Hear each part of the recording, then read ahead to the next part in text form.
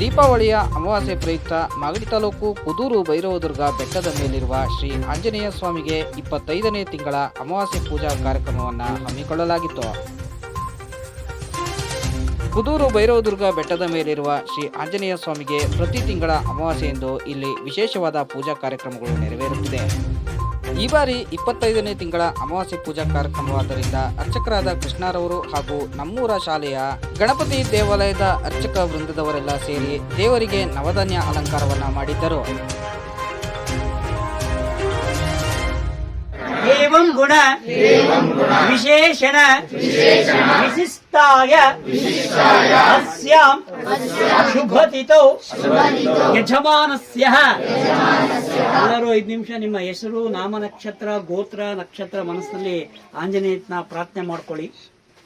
ಪುಣ್ಯ ಜನ ವಂದಿತ ಶ್ರೀ ಆಂಜನೇಯ ಸ್ವಾಮಿ महाराज की जय। ओम नमो भगवते रुद्राय योपां पुष्पं भेद पुष्पवां प्रजावाहं पशुमान् भवते चन्द्रमावाहपं पुष्पं पुष्पवां प्रजावाहं पशुमान् भवते या एवं वेद योपामायतनं वेद आयतनवन् भवते मंदार बिल्वहरिचन्दन पारिजाताय मत्तणद्रवत्तकेतैः नानाविधोपकरणैरविसंसमानां पुष्पाञ्जलिं पशुपतिं भवतिर्पयामि.